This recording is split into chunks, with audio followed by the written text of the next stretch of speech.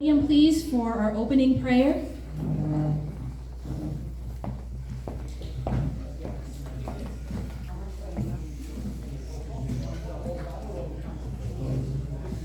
We could all just bow our heads in reverence for the prayer. Father, we thank you for this evening, this opportunity that you've given us to gather together. Lord, we know that your word says that when 2 or 3 are gathered together, touching and agreeing on anything, that you promised that you would be in the midst. And so, Father, we touch and we agree that we need your presence. Lord, we need you to give us the ideas, the strategies, and the plans to bring our community together.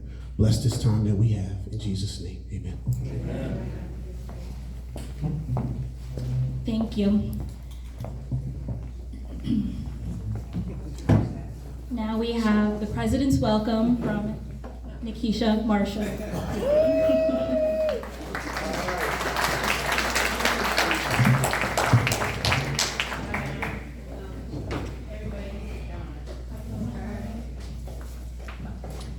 To the mayor, council members, and other dignitaries here, as well as community partners and residents of our beloved Long Branch. Oi, ciao, shalom, hola, diagwich. Sorry, my pronunciation on that one. Namaste and habari. Welcome to the MLK Guild's first annual Unity in the Community event. We are so delighted you are here.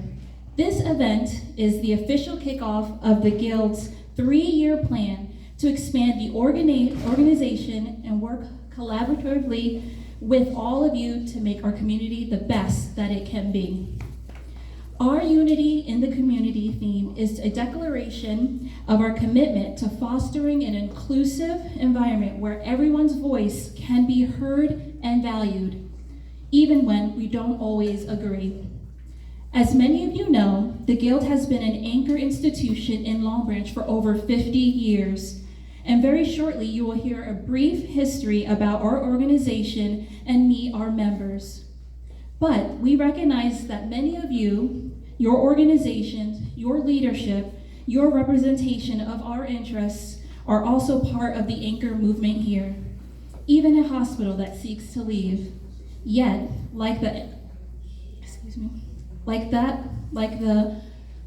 anchor movement here, Yet, like the fingers on our hands, we have separate identities and viewpoints that no finger can do much alone. But together, we are diverse people. But together, we as diverse people can achieve greater things through unity. We face some difficult challenges, not only here in our city, but in our state, nation, and world. And our work as an anchor institution in partnership with you is critical. That is why unity in the community is a compelling recognition that we can no longer afford petty divisions, minor disagreements, or self-interest to divide us. But rather we must prioritize collective well-being and shared goals over any differences. It is not a denial of our differences, but a commitment not to allow them to overshadow our common interests. No doubt we live in challenging times.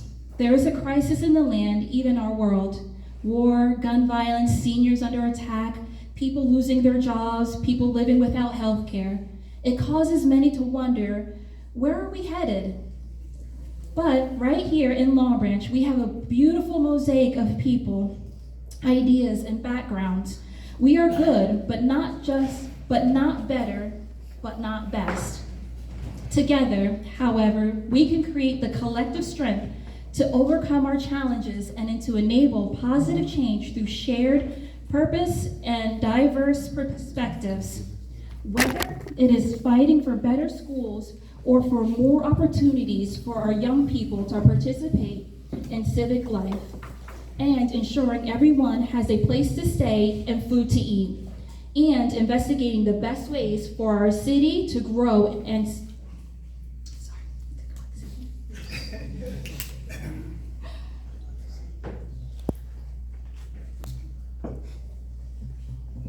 Sorry about that. Whether it's fighting for better schools or more opportunities for our young people to participate in civic life and ensuring everyone has a place to stay and food to eat, and investigating the best ways for our community to grow and to speak out again against the injustice of the unfair detention of our citizens and promoting an active civic life where more than 2 people come out to city council meetings and other community boards. Wherever the light of care, empathy, and justice are needed. This is where we amplify our voices, pool our resources, and march together toward a better way. Finally, MLK said, "An injustice anywhere is an injustice everywhere." Our everywhere starts right here in Long Branch. Whatever lay ahead, tonight we enter into covenant with you here today that in all our interactions and communications, we will show respect for the well-being of all, collaborate across all lines, boundaries, and people, and engaging with you to dig to the depths of our capacity to build a thriving community. We will do that, and we will do that together with you. Unity in the community calls for all of us to be a beacon of light for what is right, true, and just. Thank you. And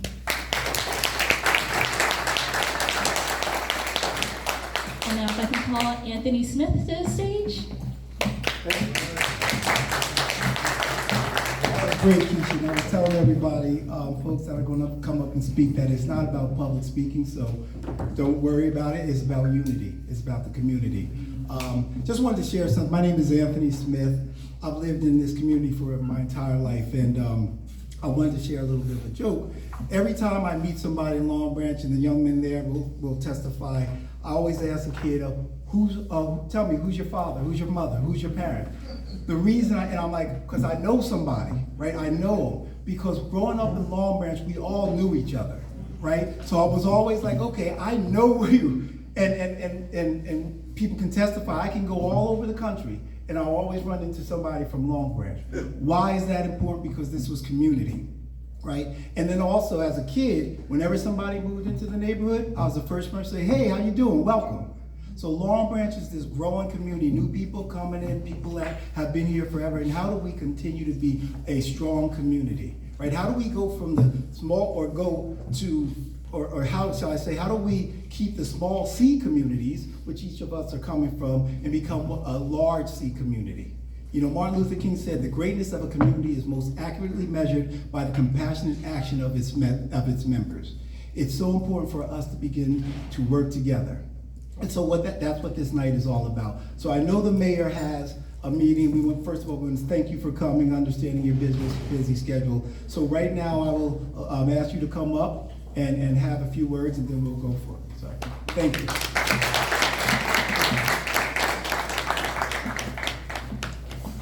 Thank you, Anthony and Keisha. And I would like, as Anthony just mentioned, we have a council meeting going on right now. So I know I'm speaking for all the council when I say that I'm honored to be here.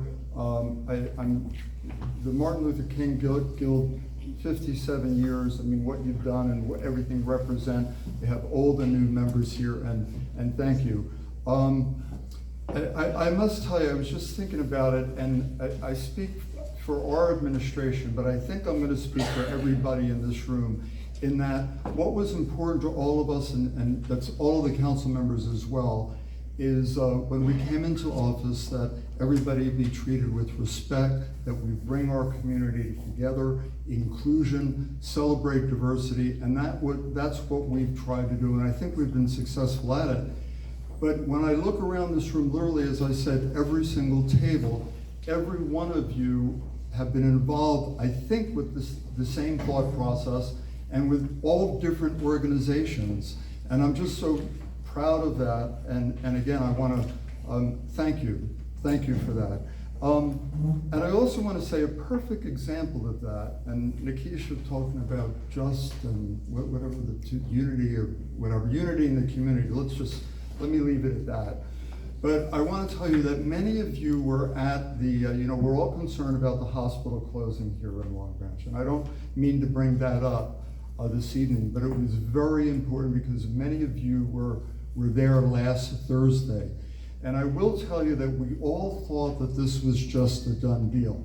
And for the first time in the history of that organization, so we're told, how it usually worked is that the health commissioner's staff makes a recommendation to the board at their meeting, and that is almost, I shouldn't say almost, always automatically approved at the end of the meeting. Rubber stamped, maybe that's a bad expression, but they would approve what was in. And that didn't happen for the very first time. So 200 people from our community, every walks of life, every age, came there. And after this presentation for about 20 or 30 minutes, of which they're saying why the hospital should move out of Long Branch and be transferred to Tinton Falls, the public spoke for 6 hours.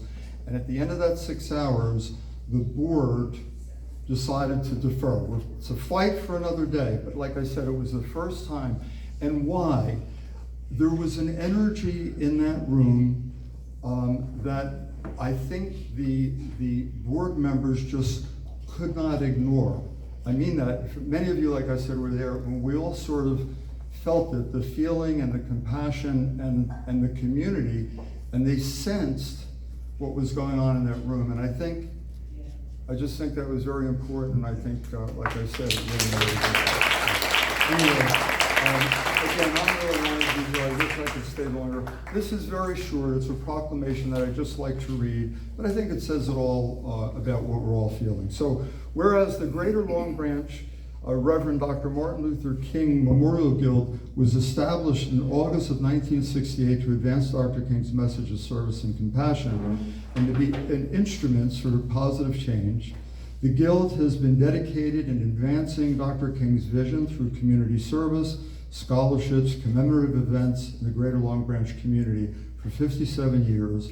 And whereas the City of Long Branch values the Guild and its missions, celebrates its history, shares its aspirations for a diverse and unified city, state, nation, and world, and whereas the Guild seeks new ways to promote its mission through promoting excellence, foster diversity, and purpose justice and equality, and on December 10, 2025, the Greater Long Branch Reverend Dr. Martin Luther King Jr. Memorial Guild is holding its first annual Unity in the Community event in the City of Long Branch to celebrate its history and strategic mission for the future.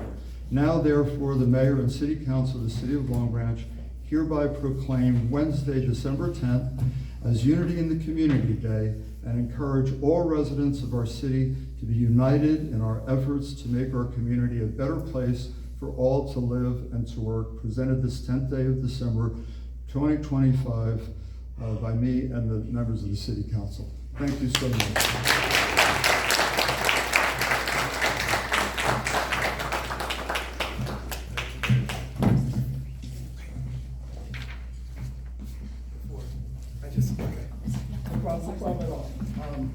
So we also got something from the other Pallone, Congressman Pallone, and so I just want to read this. Dear friends, welcome to the wonderful Reverend Dr. Martin Luther King Jr. Memorial Guild of Greater Long Branch reception. It's great to share in celebrating the special community partners, residents, and elected leadership that has gathered today in the spirit of service and collaboration. I would also like to congratulate the newly elected officers being honored this evening. The Guild has a rich history of crafting meaningful partnerships throughout the community. This commitment to improve the quality of life for all residents in ways big and small is a truly honorable mission. Tonight's theme, Unity and Community, embodies the movement once led by Dr. Martin Luther King Jr. and now connected through all of you. It is a comforting reminder that Long Branch residents get to look to the Memorial Guild and be part of a meaningful vision of unity. As always, I hope you enjoy the celebration tonight, and I look forward to hearing the Guild's future successes. Sincerely, Frank Pallone. So this is wonderful, right? And this is just the beginning, right? great group, and how do we get this, how do we get more people to start coming and being involved? Because there's a lot going on in Long Branch, a lot of wonderful things, and we want to make sure that everyone in the community benefits from all of the things that are going on in Long Branch. So thank you, Mayor Pallone. I'm going to make sure we're following the agenda. So next up, I will have Manny, will you come up and sing? Is Manny? All right. Thank you.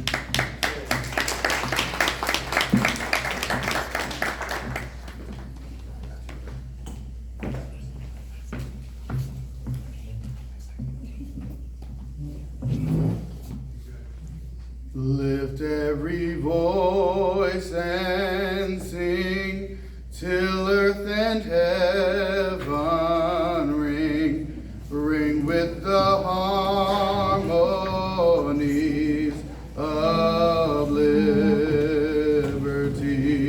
Let our rejoicing rise high as the listening skies.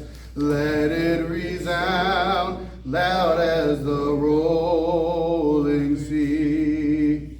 Sing a song full of the faith that the dark past has taught us. Sing a song full of the hope that the present has brought us.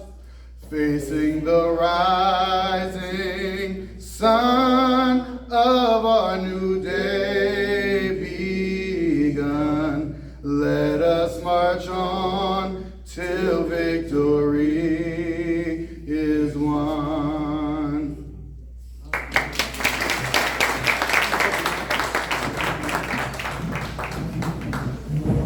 Thank you, Manny.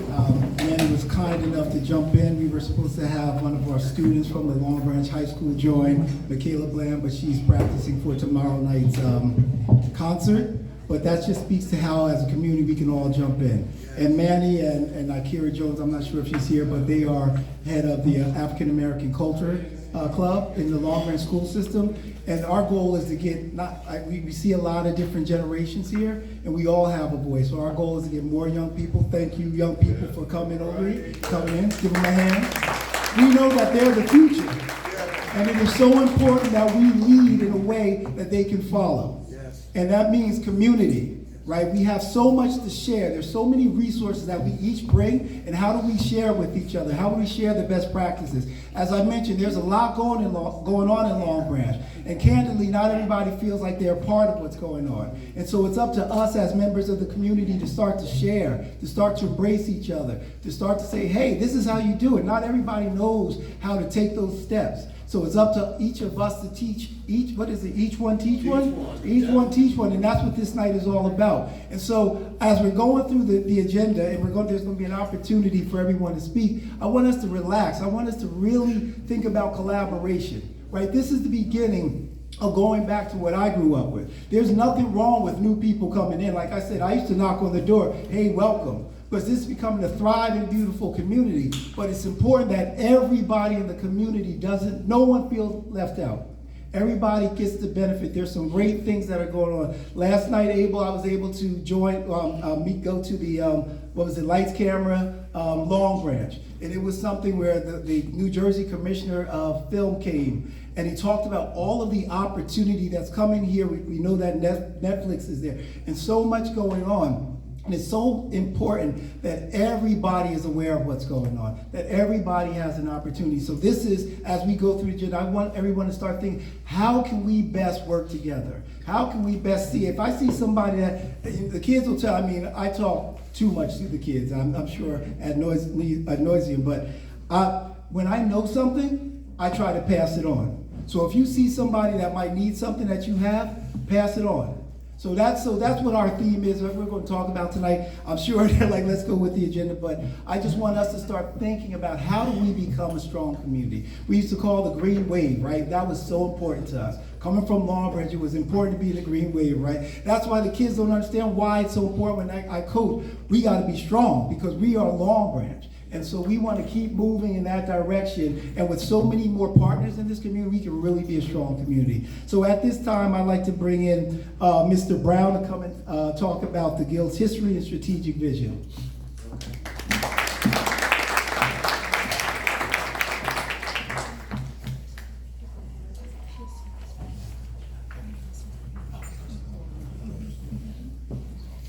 Good evening, everyone. Good evening.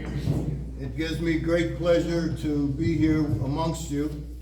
A brief history of the Guild. But before I get into that, we have designation. We have present with us after the co-founders and the founder, Mr. Mooney, did his thing in 1968. We had some of the ladies join us men. Those men, too numerous to mention, they're all deceased as we sit here today. They've all gone on to glory. But we do have a special lady, and she's one of a few who are still surviving, and that's Mrs. Rosetta Jordan.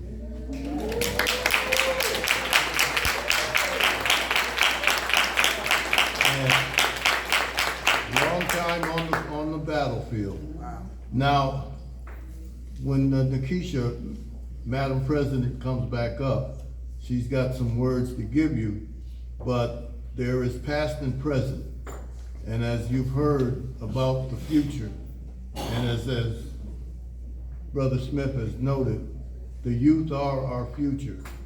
But we do have, and I don't want to call them oldsters, but we have two past presidents here, and I'd like to call David A. Brown and Jacob Jones.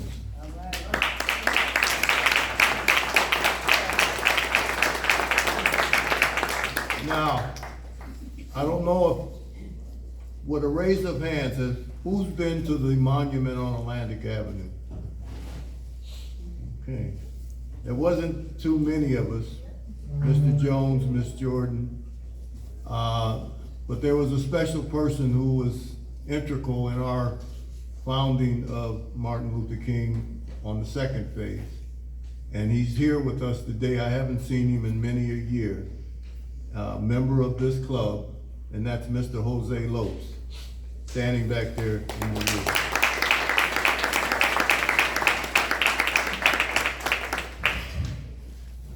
Acknowledge to my head and not to my heart if I'm missing anyone, but just a brief history.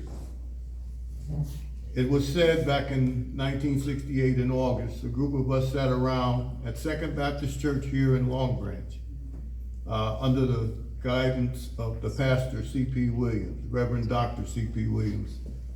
And those men talked about doing something. Martin Luther King had been assassinated that April. What could we do for unity? What could we do to remember his legacy? And a club was founded, the Men's Club of Second Baptist at that time. And it wasn't until the 6th of April we were officially adopted by the church, because the beginning, at least to tell you, the beginning of the Martin Luther King was a Second Baptist Church entity. It eventually wound up into the community, and as you see today. But we started with Norman Cecil Mooney, who was chairman of our trustee board of the church at the time. He's the founder of the Martin Luther King Guild Association. Reverend Dr. Cornelius P. Williams, pastor of Second Baptist, was a co-founder, along with a gentleman named Irving Webster. We called him Dick Webster. He was the chairman at the time of our building fund. And as you noted, the 3 different buildings at 93 Liberty Street, he was the founding drive that we raised funds to build those buildings. Those 3 men were our founders. The leadership of the first executive board was, the first president was Norman C. Mooney, not second president, but our chaplain was Reverend Williams, the treasurer was Irving Webster. And through the years, the committee was formed to continue the initial and renewed work founded by the way of development of the MLK into the community. And just to give you a brief overview, we used to have a weekly observance of Martin's birthday. If you all know, January is one of our coldest months. And we had a parade led by David A. Brown. We would march, along with Jake Jones, we would march down Broadway. We would march from the monument after it was built in 2001. And we would march to the church on that Sunday to observe the holiday observance. In cold weather, in snow, in rain, we marched to remember. One of the things that we did for unity was we had a week-long observance. And every night we went to a different congregation within the greater Long Branch area. We went to Lutheran, we went to Episcopalian, we went to Baptist, and we went to Jewish synagogues. We had observance of Martin in remembrance. And what was said earlier, youth, never forget the youth, because that's our future foundation. That's why I'm standing here telling you of history and not of future. I'm leaving that to our present president and this new dynamic board that we have to let you know the importance. Never forget the past, but encourage the youth of our future. We have to stand strong with our young people. We have to stand so that the unity in the community will include all four corners of the community. And not to belabor, CAB, the Community Action Board Incorporated, the late Councilman Wilbur Russell and my wife's cousin, Mrs. Catherine Darby, were the founders in October of 1993. The Community Action Board involved a lot of the theories that the founders of the Guild had put into their hearts and the minds of the people when it came out of Second Baptist Church. And ironically, that October in '93, it was a sad occasion when we merged the Community Action Board with the Guild in January of 1995 to become the MLK Community Action Board of Greater Long Branch. Pastor Williams, 30 days after that initial moment, passed away in February of 1995. But since then, one by one, all of the members have gone on to glory, as I said, and it's only a few of us that are standing here today. But in remembrance to what was accomplished with that union, that merger, the work with the city's redevelopment, we had the roundtable effect, we had the African American Achievement Group effect, we had the Unity and Community effect, and there was something called All Nations Festival that was held right here on Broadway that included the ethnic identity of Long Branch for all of us. And we'd like to renew those things, and I think we have a dynamic group with us this evening that's gonna bring all of this back. Remember, always remember, something new has always been from something old. Lest we forget, we can never be repeated. I thank you, and I turn this back over to our MC, Mr. Smith.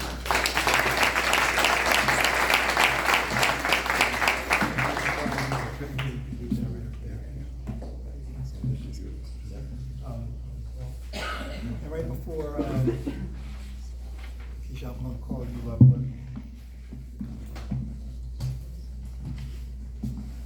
Okay, you come on back. What a great history, honestly. And all I was gonna say is this really quick. I know they say don't give me a mic, and I understand why, but Mr. Brown talked about the young people, and what's interesting is whether it's the MLK Guild, whether it's different people in the community, people always say there's not enough people that want to be involved. And my answer is there's a lot of people that want to be involved, people just don't know about it, right? So it's time for us, and when we get to the opportunity where people come and talk, people want to help, but people don't know what they want to, what they can help with. So it's important for us to start speaking and start collaborating. And I know you're going to hear that word a lot, but there are a lot of people. And I say that because when I first joined the Guild, they said, hey, we can't get a lot of people to join the Guild. I said, do you need people? Well, get people. And then I, asked Keisha, I asked my daughter Laura, you want to talk about them? I asked, and they immediately came, and there are more people that did come. So if people are ready, we just have to open our mouths. Right? And that's real. So again, I'll hand it off to Keisha, but this is the theme, and I'm just going to keep on hammering this down because it's about community. We have to speak to each other. Thank you.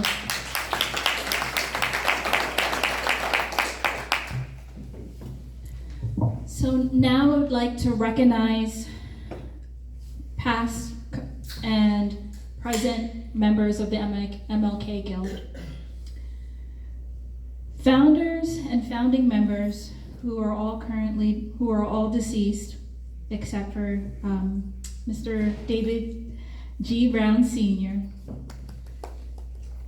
We have Norman C. Mooney, Reverend Dr. C.P. Williams, Irving R. Dick Webster, and then we have our members Edith Reed, Odessa Dangler, Ellen M. Brown, Donna Ware, Carl F. Jennings, Vivian Martin, Milford Thornton, Pecola Wade, Catherine Darby, Melody Alderman,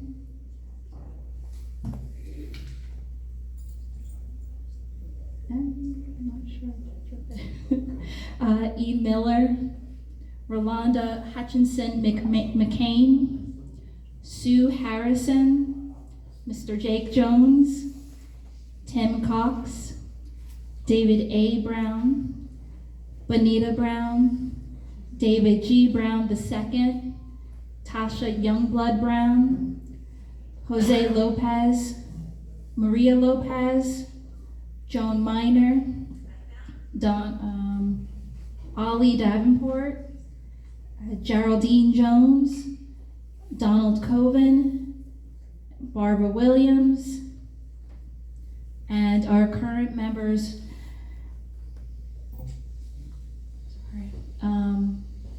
President and CEO Nikisha Marshall, Vice President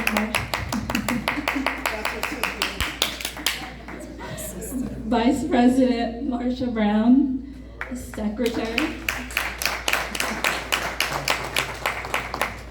Secretary Laura Bland, Treasurer Tasha Youngblood Brown,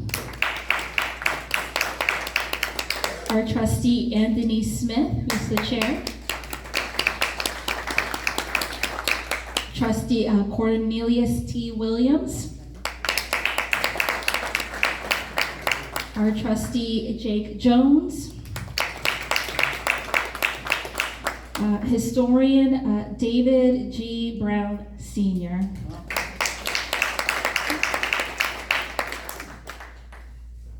Looks like we forgot a name, and then also Miss Barbara Williams as well, and Miss Rosetta Jordan, sorry, thank you. My sister has the same name, so it threw me. And then lastly, I'd like to mention our past chairmen and presidents. We have Mr. Carl F. Jennings, Miss Melody Alderman, Miss Joan Miner, Mr. Jake Jones, Mr. Alonzo Tim Cox, Mr. David Allen Brown Jr., and then Mr. David G. Brown II. Thank you.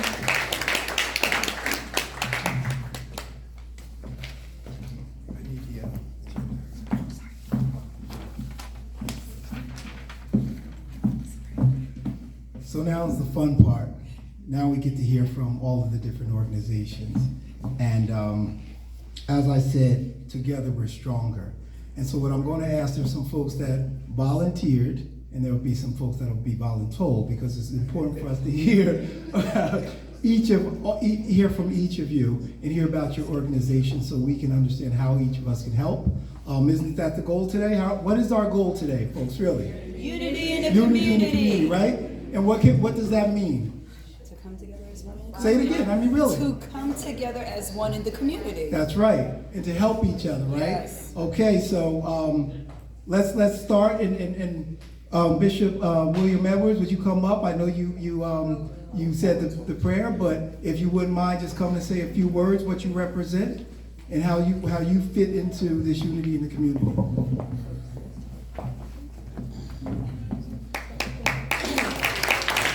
I was voluntold. My name is Bishop William Edwards. I serve as the pastor of the Long Branch Church of God, directly across the street from the post office in Long Branch. Some of you may affectionately know it as the Stained Glass Gym. Many of you also may affectionately know it as Bishop Richard Worsley's church.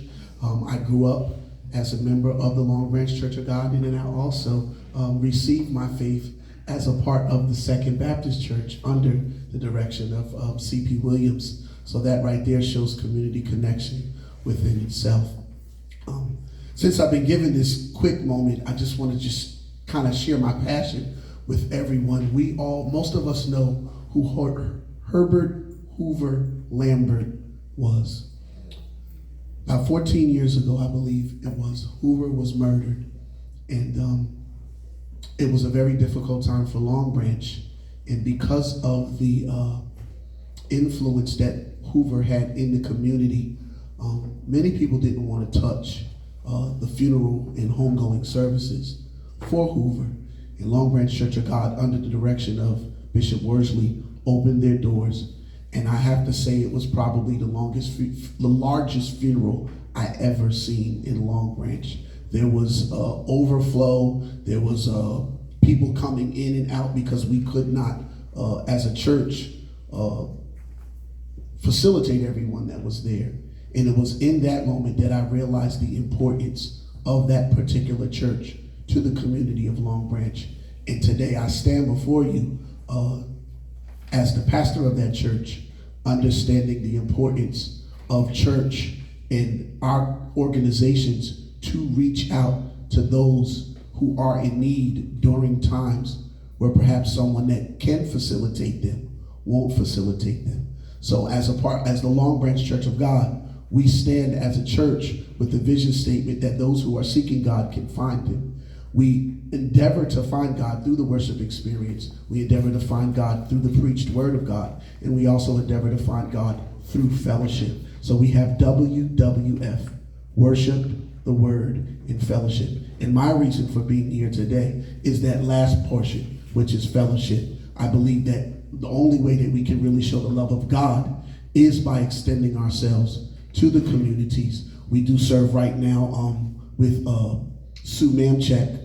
It was previously called Ezekiel's Wheels, and we are the facilitators of much of what she does with the food pantry in the community. My wife heads up an organization called Kingdom Girls, which is about mentoring the women of our community. Tasha Youngblood was actually one of the panel members on this past weekend in the celebration of that 1 year anniversary. We look to, right now we've been working with some of the sober living homes in Long Branch, providing a resource in our Bible study akin to a program called Celebrate Recovery, where we're using the word to enable these people who have been dealing with all types of addictions, not just substance abuse, but just addictions in general. Even just the propensity that many of us have to make bad decisions. And we're trying to help people through the word of God to live more improved lives and better lifestyles. So we're here to extend ourselves in any way that we can help any other of the other organizations, individuals here. And those are just briefly a few of the things that we're doing in the community to show unity for the community. God bless you.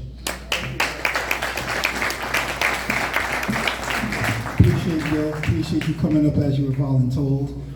We have someone that volunteered, and I had the opportunity to meet Rabbi Abraham a couple weeks ago, and I will say that it was really enlightening because he was really willing to share with me, who didn't understand like the faith. There's so many different parts of the Jewish faith. He was able to help me understand so that as I walk and go through Long Branch and meet different people, I have a better understanding of their background. So, Rabbi Abraham, will you come up and speak?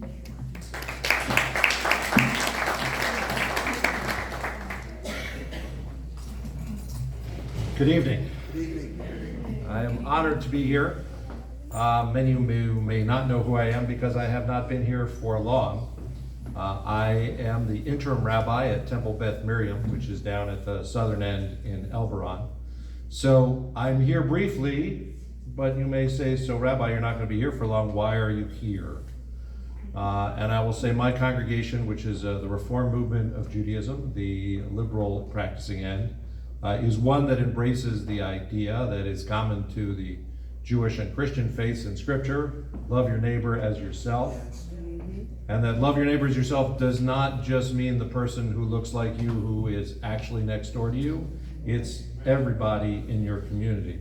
And so I don't know, I'm learning, I've only been here since July, the history of my congregation.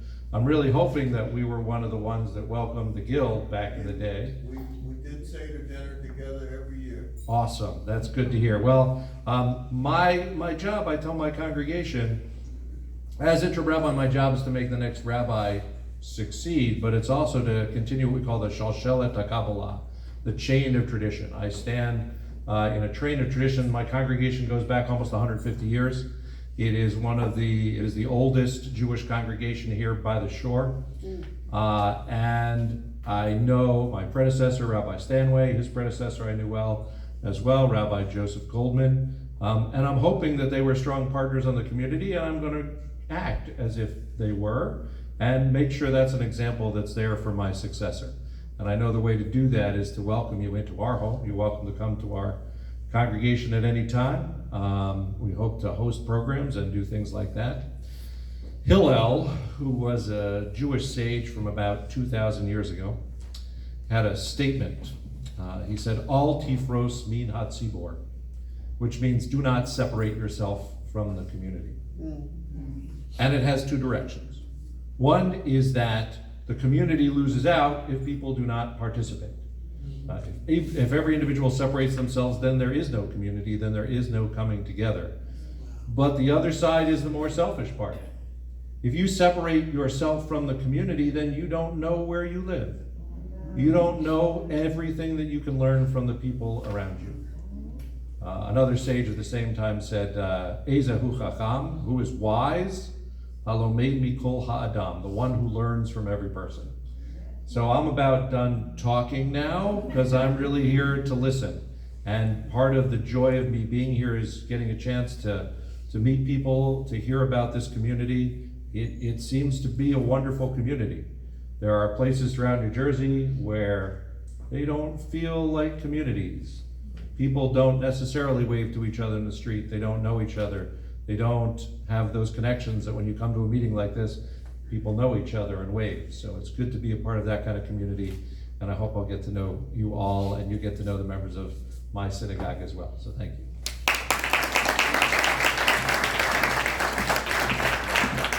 Thank you, Rabbi. And as you said, we're here to listen. And that's why this is so important. We're going to have an opportunity later to network. And I do encourage each of us to network well. But right now, it's really important for us to listen, to learn about each other, because you can't work together if you don't know each other. So bear with us as we go through, but there are a few people that we want to come up and speak, and it's important. So right now, Marcia, would you come up? Marcia goes to First Baptist Church, and just talk a little bit about First Baptist Church. Marcia Brown is also the vice president of the Guild. So.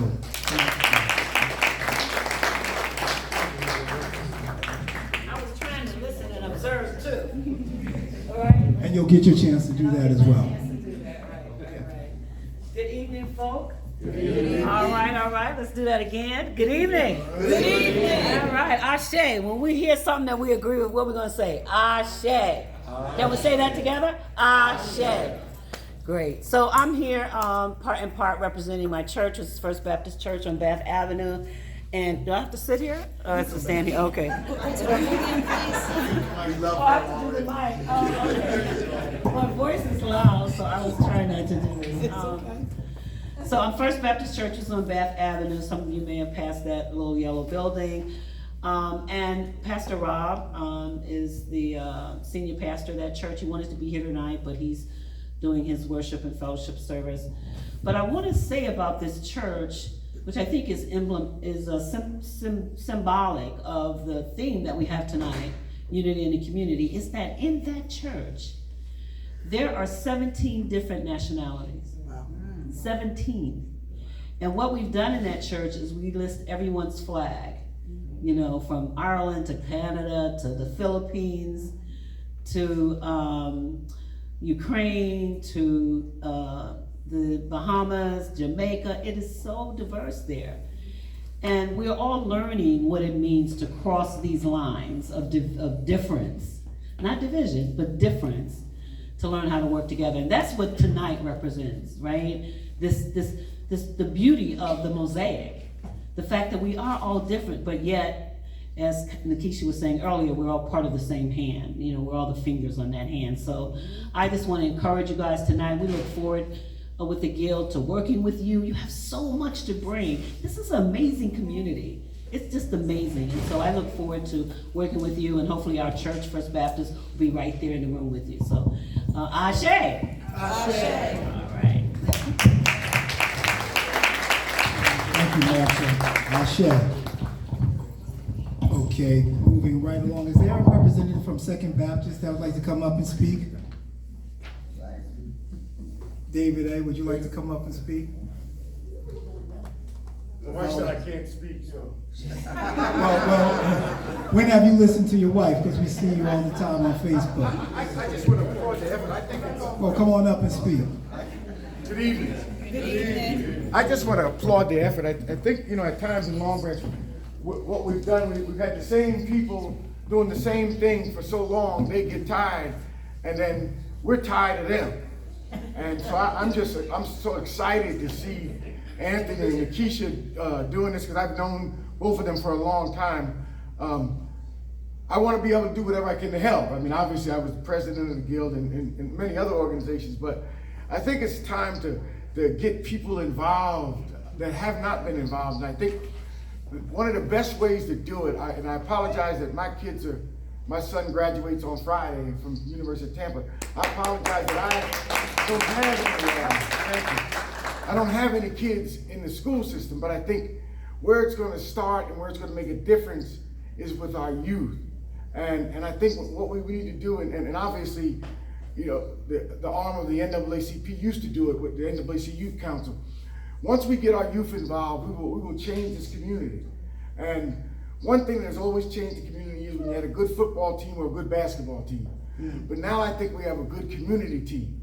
And what y'all are doing here, but I would just be brief and say this, that we do need to be diversified and have, you know, obviously our superintendent is Puerto Rican. He's not Hispanic, he's Hispanic or Latino, but he's Puerto Rican, and he knows that. He grew up in public housing, and we're proud of that.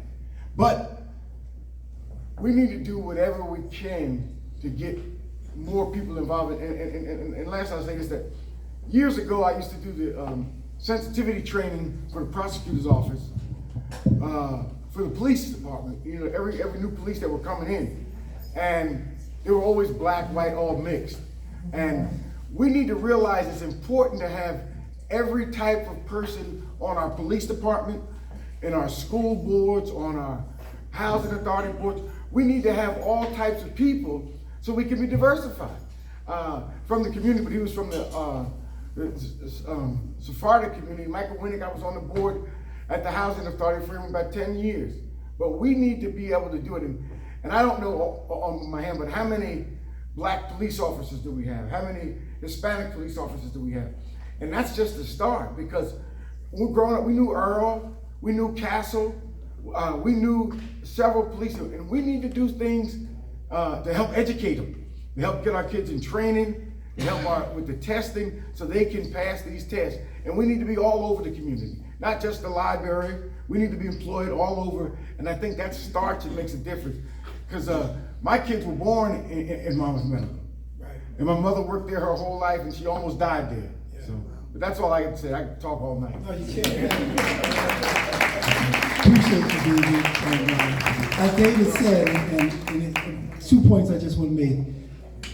Typically, when we see people that are doing it, it's the same people always involved. Always the same people. And we have so many other people that want to get involved, so it's time to start speaking up.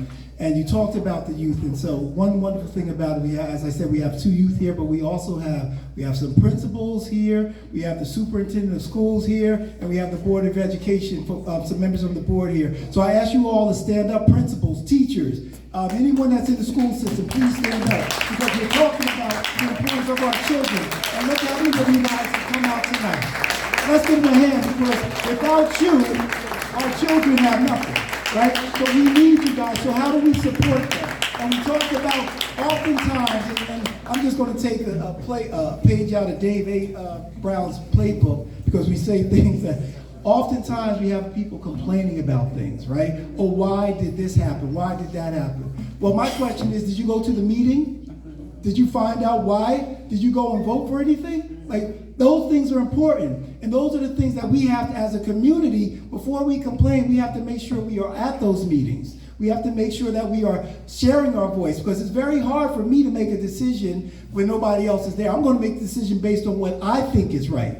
It's not about me feeling like it's about me or knowing everything, but if no one's there to tell me what they think, then I can only go with what I think. So it's important for us, and we'll talk about this more, but how do we continue to be involved when we talk about the call to action? How do we start going to the council board meetings? How do we go to the planning board meeting? How do we go to the Board of Education meeting? So to keep us going, really quickly, is there a Father Edmilson from Star to Sea is here?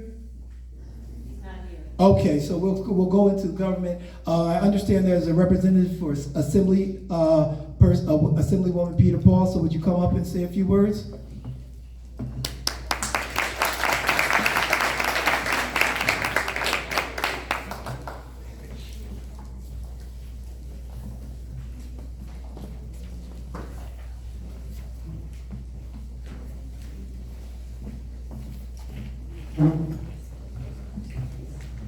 Hi, my name is Maddie, and I do constituent services with the LD11 team, including Assemblywoman Peter Paul, who sadly couldn't be here today, Assemblywoman Margie Donlin, and Senator Vin Gopal. And we just wanted to kind of come out here and thank you all for all of your work. We are also offering a citation today to honor the newly elected officials who are part of this organization. And yeah, if you ever need anything, you can always contact our office, and thank you.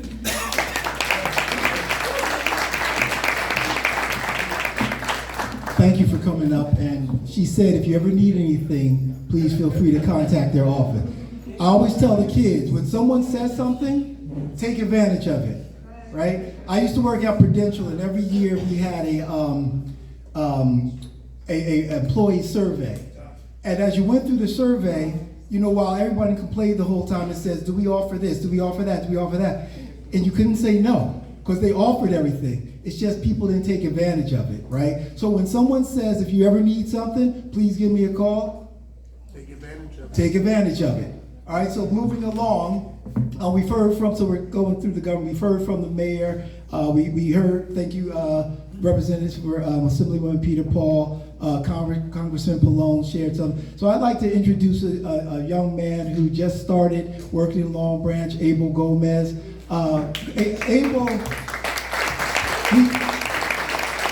Abel came and said, I want to help. And oftentimes you hear people say, I want to help, and they might want to help, they may not want to help. Abel wants to help, and he has resources, and I want him to introduce, because Abel, whenever you ask a question or say, hey, can you help? Abel's there and he's ready to help. So Abel, I'd just like you to say a few words. Thank you, brother. It's my pleasure. I want to bring back something you said, that you would go to the doors and say hello to your neighbors. Anthony was actually one of the very first people when I moved into our new office here. Came knocking on the door, hey, anything we can do to help you, we're here. I appreciate it, and I share the same spirit as you.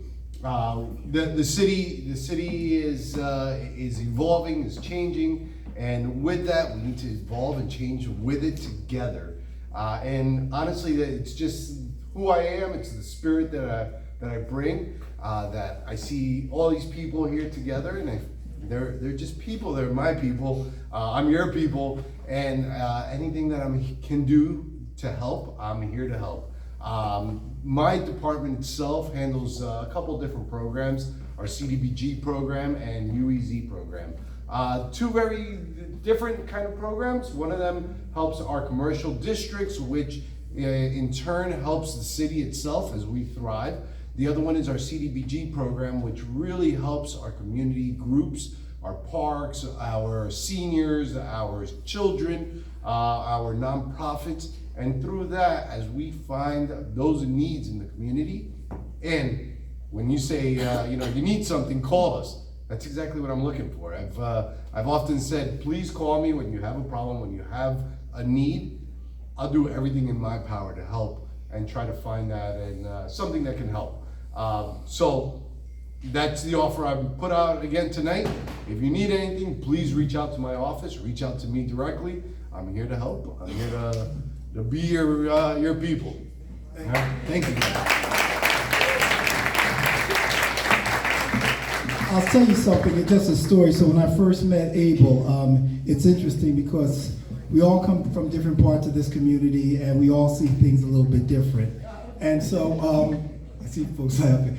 And so I was invited to come to a meeting and folks were talking about the crime on Broadway. And I was thinking about what crime are you talking about on Broadway? And they were talking about the folks that stand out here and ask for money. And Abel and I said, wait, is it crime or is it a nuisance? I bring that up because everybody has a different view, right? But if we start to talk together and start to learn from each other, we start to understand the perspectives, right? We start to ask questions like, what do you mean by that?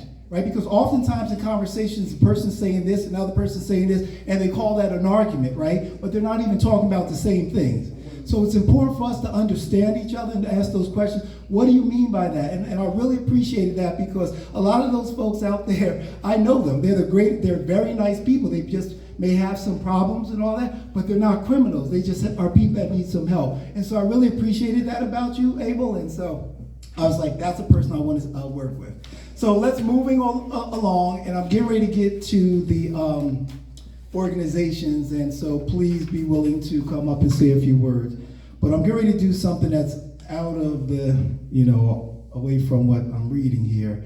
I'm going to ask the two young men and the two leaders of the African American Culture Club to come talk, because I think when we talk about community, we've been talking about young people so much, we need to talk about the people that are working with young people. So Nakira, Mandy, Bryce, and Austin, would you just come up and say a few words? And understand, they weren't expecting this.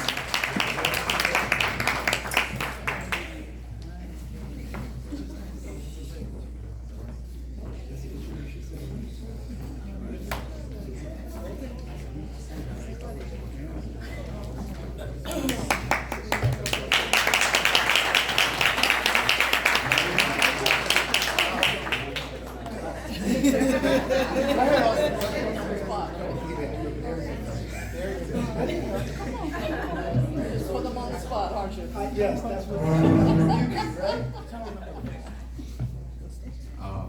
the Long Branch High School African American Culture Club is the best.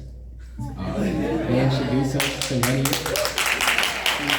They introduce us to many new things and give us opportunities to succeed past school.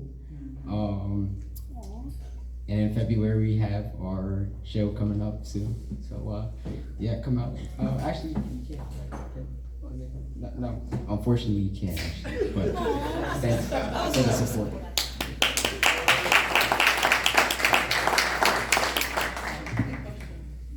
Good evening, everybody. Good evening.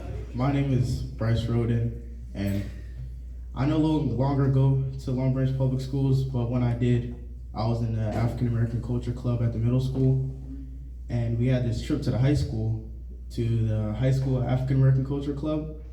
And when I was there, it was really cool. So if I wanted to go to the high school, I would definitely join, and I would definitely want to get myself active and just do great things in the club. That's really all I have to say today.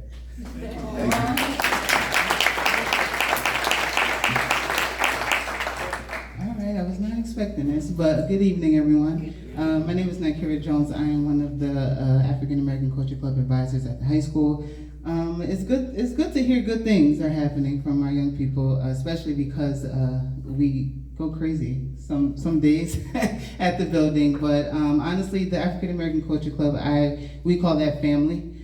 Because we allow the students to be themselves, we allow them to talk, we allow them to be heard and be seen. So Mr. Rosario, I love working with him because he is a man that a lot of the kids kind of need in the club. So with us, I honestly, I don't know where honestly the kids would be because they honestly don't have anywhere else in the building to talk their mind and just be free. So I love the African American Culture Club, and I love the words that you guys said about the African American Culture Club. Good evening, everyone.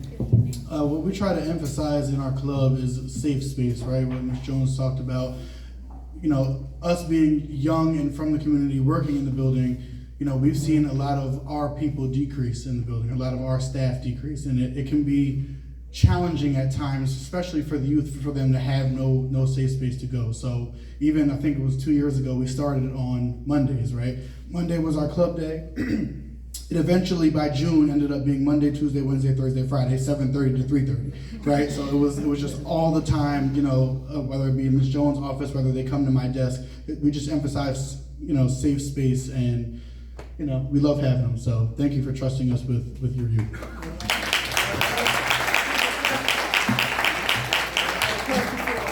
Yes, ma'am. When you speak about the Long Branch School, are you speaking about the one on Indiana Avenue? Yes. Or are you speaking about the one on Westwood, which is now the Long Branch School of Justice? Both of them. Both of them? Mm-hmm. Okay, so I'm a graduate of the one on Westwood, 1971. Thank you. I was so enthrilled when that school turned into that School of Justice and everything. So you're talking about there's at both of those areas, thanks. Yeah, so our school, the high school is split into almost two different buildings. So the social justice program, Dr. Tawana Richardson, principal.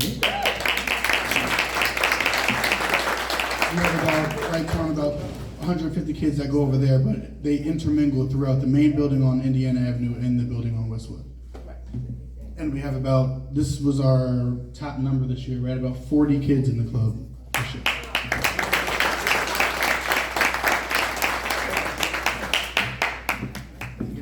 Yeah, look at Long Branch school system. I just asked the kids to come up and they spoke. And before we go, I did mention we we're going to go to the organizations, but there's a young man, and I call everybody who's younger than me a young man. So when I was in college, I was subbing at the school, and there was this wonderful young man I used to speak to, and I was like, hey, what's going on? And somehow we had this little connection, him and another young man, actually a lot of the kids.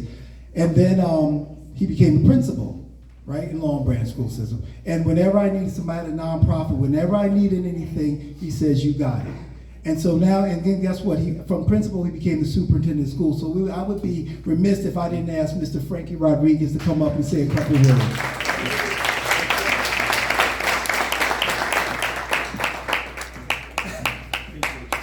And he went to Rutgers University like I did. All right, good evening. Thanks for allowing us to be here. When I say us, I'm talking about the 5,000 plus students that we serve here in this great community. Long Branch born, raised, student, teacher, principal, proud superintendent. And before I say anything, Nakira was being very humble. She's actually was celebrated last week as Educator of the Year.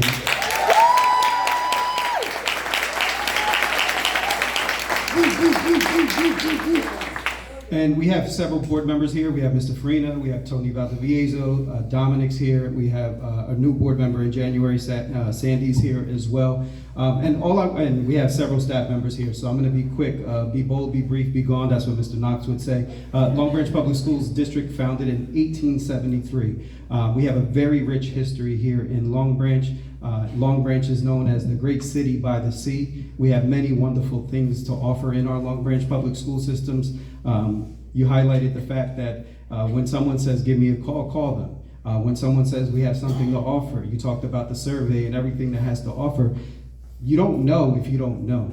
And you have to, and you and I talked about at a football game, of the many resources we have available here in Long Branch in our school system. So I challenge you as families, as parents, as a community, to really challenge your students to take advantage of the many resources, not just athletics, but we have many things here in Long Branch to offer as far as academics. Long Branch Public Schools is on the trajectory to change many things. And I always talk about wanting to make sure that not only do we serve that thorough and efficient education that we're charged with, but we want to change the very trajectory that Long Branch Public Schools is on. And I can tell you we've been hitting some marks. Looking at some current data, academically speaking, this is the first time in history in Long Branch, we just got some new data where Long Branch Public Schools hit every academic target that we were charged with by the DOE except one. That's a positive. For the first time in Long Branch Public Schools history, our graduation rate, although I want it to be 100, we're at 95% plus. That's excellent. That's amazing. And the last thing I'll close with is be about purpose, not position. And there's several of us here, and I always talk about purpose, not position. Regardless of role, responsibility, all of us serve the same purpose in this community, and we want to uplift this community. And in public schools, we always talk about purpose, not position, being the fact that we serve the amazing children here in our Long Branch Public Schools. So I invite you all to be a partner in education with us. If you have a program, I had Terry reach out to me. We're doing the Festival of Trees. Can we get the word out? Yes, we can. We have many resources. Take advantage of what we have to offer. Hold Long Branch Public Schools accountable, and starting with myself. So if there's something you don't see being done, there's an opportunity that you see for us to grow and learn, challenge us, charge us, because it starts here. I will always give all the credit and take all the blame, but we are charged with an amazing journey of serving our great Long Branch community here. So on behalf of the Long Branch Public Schools, the 5,000 plus students, our Board of Education, thank you for allowing us to be a part of this great community. And Smitty, thank you for allowing us to be here today. So appreciate you. Thank you.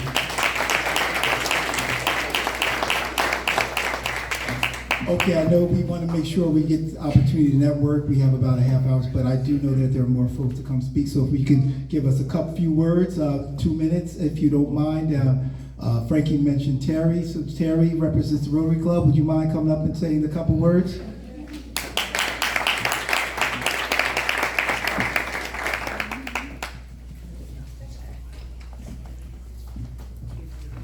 Welcome, everybody. I'm not the real representative of the Rotary Club. Dave Brown is our president, so I'm just speaking for now. Our motto is service above self, and it's one of the things that we really have done in this community between beach sweeps and whatever other things we do to help the community. Right now, for those of you that don't know, in West End, we have a Festival of Trees starting Friday night. The purpose of this is to raise money for our local programs. One of the programs that we developed a couple years ago was called Jingle Bell Buddies. Some of you are familiar with it, but we do a Make-A-Wish for about 12 to 13 families in the city. And it's really important that we get involved with everything that's going on in the city, whether it is a food drive, whether it is collecting coats, collecting socks, working, I work with Chris Parker over at the community center. It's just a really important thing that we are all part of one family. So whenever, I'm going to say, just like what was said before, if you need anything, you can come to the Rotary Club and ask us. And we're always welcoming new members, and we are also doing what everyone else is doing, and that is trying to get the youth in so that we have some way to perpetuate what we have done for the last 107 years.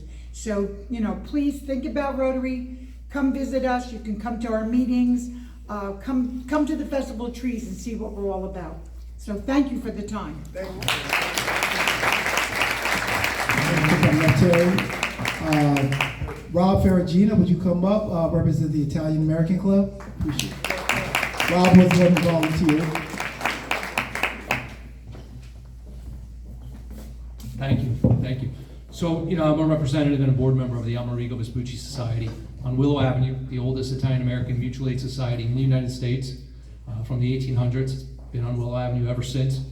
But I'd rather talk a few minutes about a couple other elements that were brought up here this evening about the uniqueness of being from Long Branch. So I was born and raised in Long Branch, right on West End Avenue, around the corner from the high school. And although I didn't go to Long Branch High School, I grew up, I was in high school in the late 80s, very early 90s.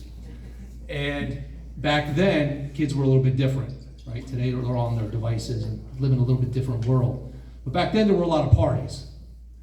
And if you were in high school, you sought after parties and you went to parties, house parties. You found out where they were. Neptune, Long Branch, Middletown, Spring Lake, didn't matter. Mansion, an apartment. You'd show up, 50 kids, 100 kids, 400 kids. For some reason, and this is just my experience, the Long Branch people always found each other, right? Even if you didn't go to school with each other, if you found out somebody was from Long Branch, you just naturally gravitated. And Long Branch people tend to, once they find out you're from Long Branch, you get along very quickly. That's been my experience. So it's very important that every organization in Long Branch gets to know each other a little bit better, so we can help each other. And we can collaborate with each other, and we can stick together. We are unique. We have a unique history in this town. And I just want to give a couple quick, short little stories just from my personal experience being a native of Long Branch. I lived in Connecticut for a handful of years after I graduated college. And I remember being interviewed for an advancement in the corporation I was working for. It was very intimidating. I was in a room, a bunch of individuals at a table grilling me with questions. And one of the individuals, very educated, astute gentleman, said, "Where are you from?" And I said, "I'm from New Jersey." He said, "Where about New Jersey?" And he was from Ohio. I said, "Central East." I said, "Where about?" I said, "Monmouth County." He said, "Well, where in Monmouth County?" I said, "Gee," I said, "God, this guy's killing me." I said, "A city called Long Branch." He said, "Long Branch, 7 presidents." I said, "That's right."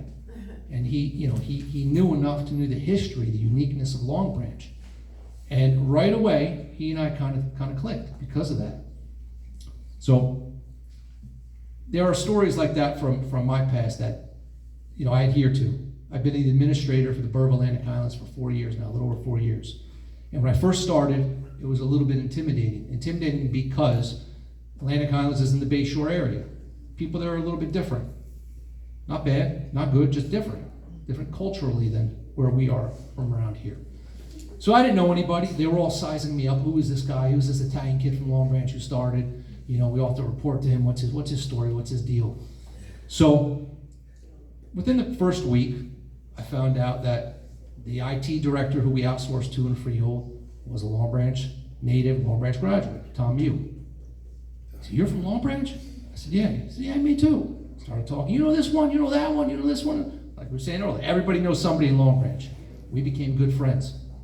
I had a meeting shortly thereafter with my counterpart, the administrator of the Borough of Highlands, Mike Machilla. We sat down, he said, I know you. We started talking. All of a sudden, there's another ally from Long Branch. Just like in the 80s, going to a party, the Long Branch people tend to always gravitate towards each other. We have that uniqueness. So it doesn't matter if it's the Amerigo Vespucci Society or the MLK Guild or the Rotary Club or whatever organization it is, we need to get to know each other. We need to help each other, support each other. I've been to that memorial that was built. It's beautiful. And if there's ever events over there, please reach out to us and to other organizations. We would love to send representatives because we share in this Long Branch brotherhood that isn't often talked about, but it's special. So that's all I have to say. Thank you very much. Thank you, Rob. Chris Carrera, would you please come up and say a few words? Chris is a part of the Portuguese Club, and they have always, when we needed to use their space, they've always opened the doors for us. And everything. So let's give Chris a hand and just Chris, if you don't mind saying a couple of words. Thank you.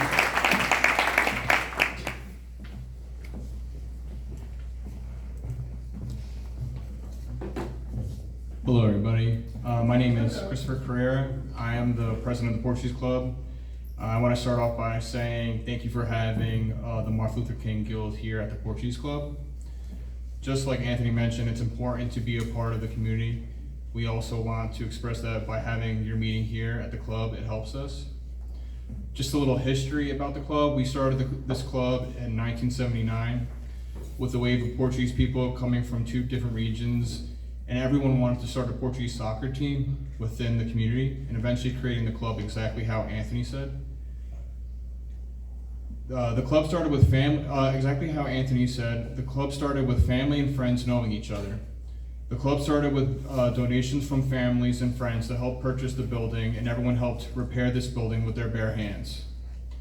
Becoming a nonprofit organization within Long Branch, we are always willing to help the community and be a part of Long Branch, helping the town, police, fire department, and the Long Branch Public Schools. We will continue to help and thanks for having this event at our club. That itself helps us. We are always happy to help, and we are proud to have one of our current board members, Jose Lopes, be a part of the guild. I was going to say his Portuguese name's there. Just shows you how much people within the community are overlapped, helping each other. Thank you.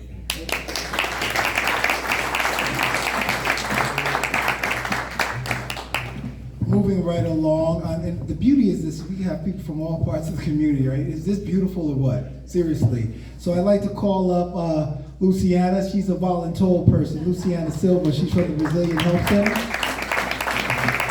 Luciana does amazing work, and I got the opportunity to meet her when I was trying to help somebody, and she didn't say, I didn't even make an appointment, I just said, I heard your name, heard about you, and she said, come on, bring them in, and so just thank you for that, and please say a few words about what you do.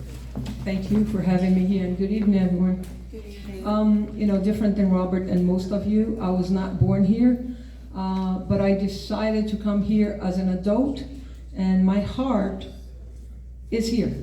So it's no different than you. I love Long Branch as much as you do, and I work for unity as much as you do. I'm a journalist, but it's been like 15, 16 years that I'm trying to do, like the unification between my community, specifically Brazilian community, with the American and all the community here. I feel like we are everywhere, but nowhere at the same time, We don't belong here, we don't belong in Brazil anymore, but we are not kind of like accepted the way that we should. We have a lot to offer to Long Branch, but in order for us to do that, I think we should be more united. I see Long Branch as a small town with small communities everywhere. We don't come together. Why not? You guys have a lot to offer. I have a lot to offer. All the community, the Hispanics community, all the communities that are here, we have a lot to offer. We decided to leave our country, our families, friends, our life, to live here. So it's must mean something, like we should come together as one town, one community, and one city. I think we always do better when we come together. We do a lot of things by ourselves, like my office, we offer weekly basis. We collect donations of used items and we put outside on a parking lot and people come to grab it. We get it for free, we donate it for free, but nobody knows that. We are working alone, so we have to come together. Can you imagine if we go together? My parking lot would be so small. We need a bigger place, and that's what I'm talking about. We need each other. As a human, it's impossible for us to survive as an individual. As a city, it's impossible to succeed without all the communities coming together. This is the beauty of being in one diverse community. I thank you for the opportunity. Like everybody says, if you need something, I'm available. You can call, you can stop by. We are at 489 Broadway. It's called Brazilian Help Center, but we caught that shirt. It's just BR Help Center, because we don't serve only the Brazilians, we serve the Long Branch community as a whole. Thank you. Wonderful. It is so amazing what you learn if you just ask the question. Talk to people. It really is. I talk to a lot of people. And another person that I spoke to, I was looking for somebody to speak about the Hispanic community. Mr. Brown talked about the Puerto Rican community. So when I grew up in Long Branch, there was Puerto Ricans, Italians, and blacks, right? But we've grown to such a beautiful Brazilians and other Hispanic. And so I'd like to bring up Carlos Renoles from Barrio Antiguo to say a few words.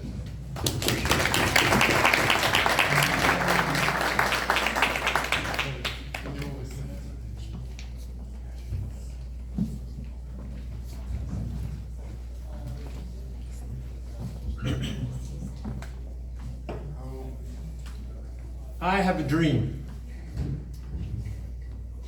These famous words given by the great Dr. Martin Luther King Jr. to our great nation. Words that spoke about equality, diversity, and justice. So, in the spirit of the dream, and with the mission of uniting our communities, I stand before you representing my community, the Latino community, and to tell you about what we're going through right now as a community. We are being targeted, we are being watched, and we are being separated from our families. Every day I speak to somebody that tells me, I don't know if I'm gonna see my daughter tonight, my wife tonight, and that's hurtful. We have the power to unite the community right now, to show those that don't have a voice in this community that, hey, we're with you. Love thy neighbor. This is the perfect moment to do it. How will we do this? It's as simple as even saying hello to that person walking down the street. Hola. Letting them know that you're with them.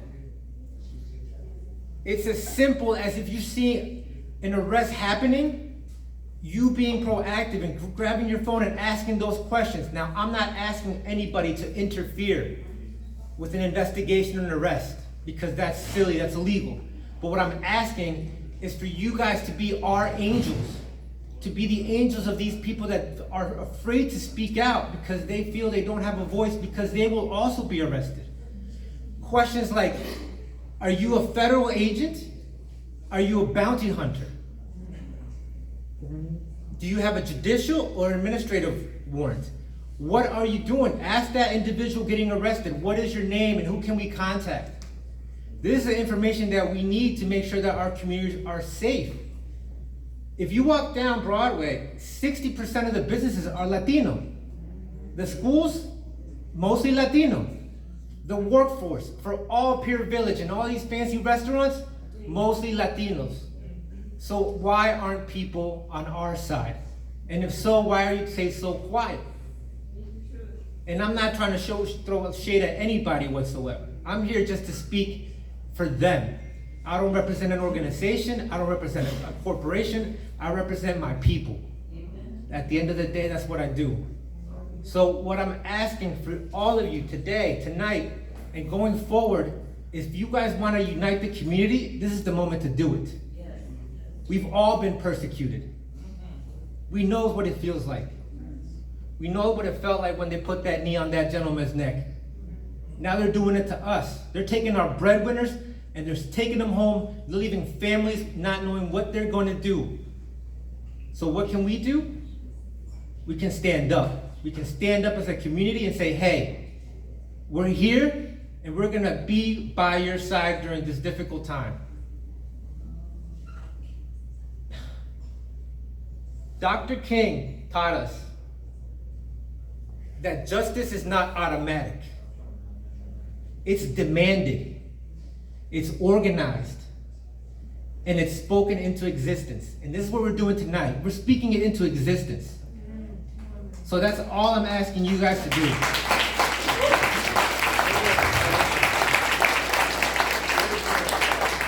Thank you for your time, guys.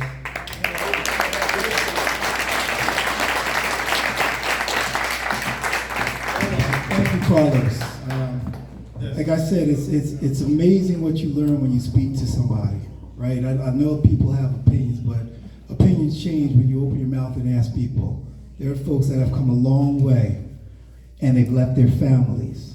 And people have these opinions that make no sense. How many people walk and walk and walk, miles to come here, leave their family, work hard, and then, so thank you for your words. Thank you for your courage, right? And Luciana, as you said, the community, you want to work with others, right? That's what it's all about. Let's start talking together. So, I see them telling me to come on, but it's important. And that is important. Voices are important. You don't rush when something's important, right? It's oftentimes we want to rush through things when things are important. And that was important. So thank you. Thank you for coming up. Moving along. Twana Richardson, would you come up and talk a little bit about Jacob's Ladder? Oh, I'm sorry, Dr. Richardson. 2 weeks ago, she became Dr. Richardson.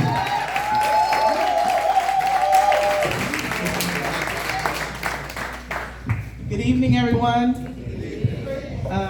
Anytime Smitty, that's what we affectionately call him, anytime he asks us to come out, we're going to come out. I'm going to be as brief as possible. So it's incredible.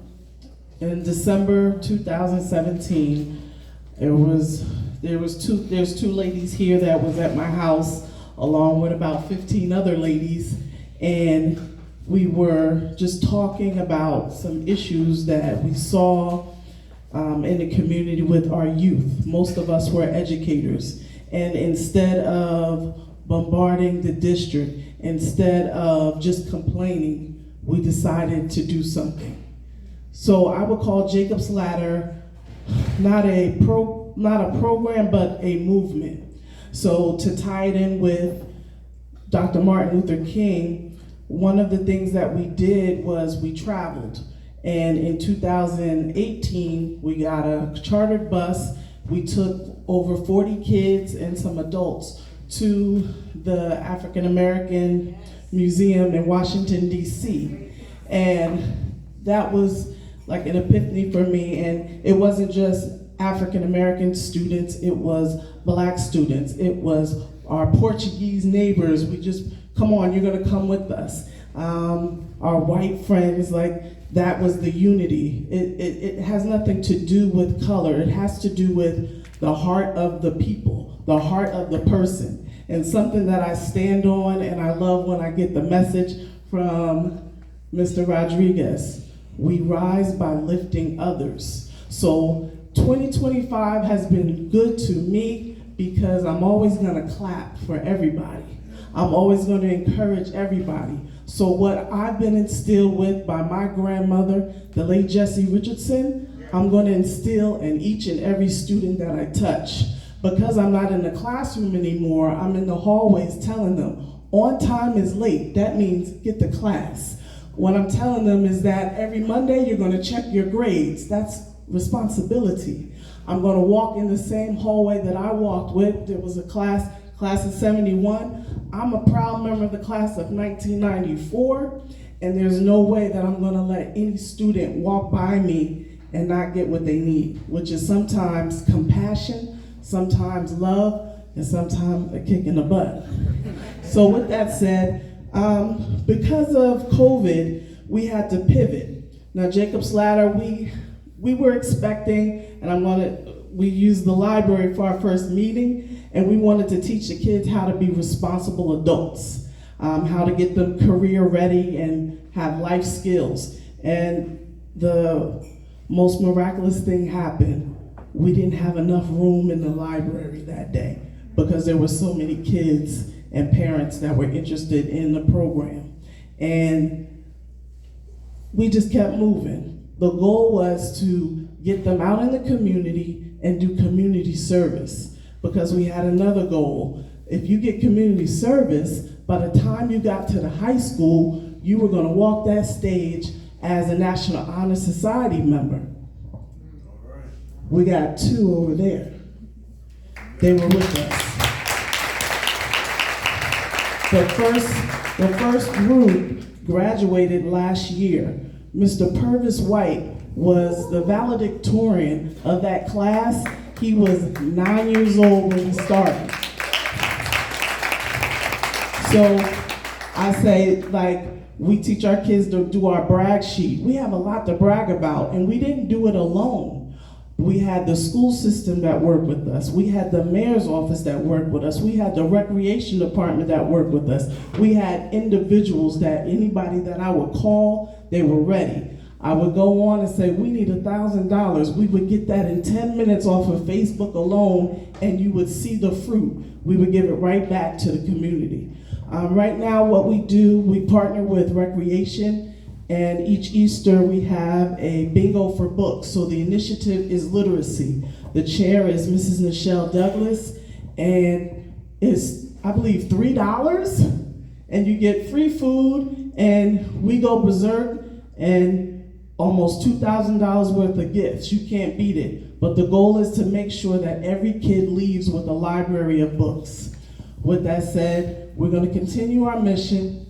We're going to rise by lifting others. We support everyone here. We love everyone here. Have a good night.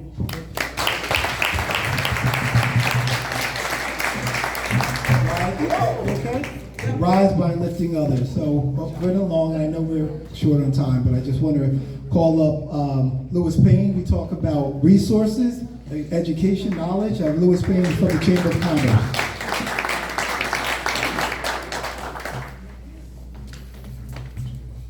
Good evening, everyone. I am on the voluntold list, so preparation for this is not very much, but first and foremost for me, I think tonight's been incredible.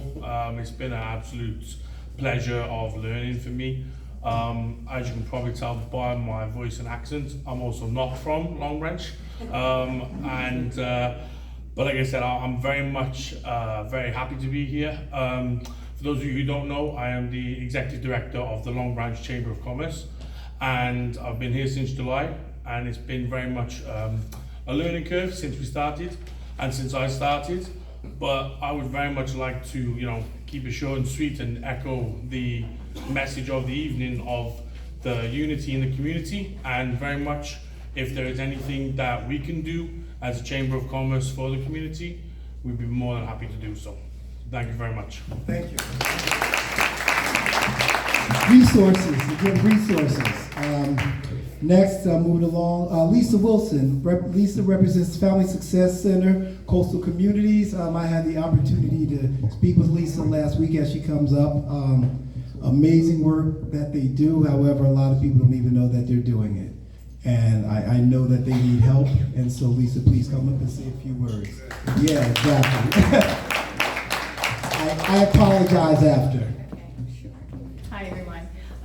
So Coastal Communities Family Success Center, formerly used to be Long Branch Concordance. Many of you may know it by that.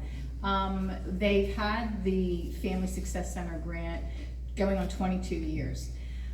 They were one of the first 6 in the state. There are now 58. I'm one of 58 directors statewide. Long Branch was awarded the grant. They literally didn't even issue the RFP. They came to Marta Silverberg at Monmouth Medical Center and Family Health Center and said, do you know a group? They wanted Marta to take the grant, but it wasn't really aligned with their mission. And she said, do you know a group that could do this grant, this prevention grant? She said, I have the perfect group. Back then, Jake, you were about to sit on the board. They gave us the money. It was $200,000 at the time. We're up to $256,800. It funds 3 full-time workers. I'm one of them, and I'm the director.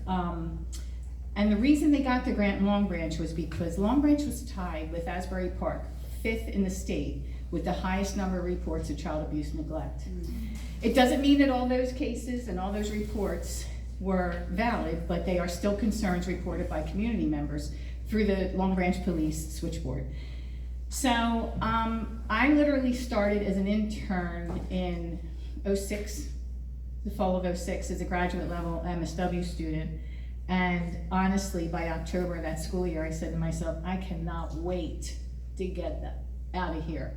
We were at the Garfield Grant Building on the corner of 5th and Broadway, and literally on internship days, people were lined up down 5th to come for some kind of help, resources, or assistance, right? It is a prevention grant.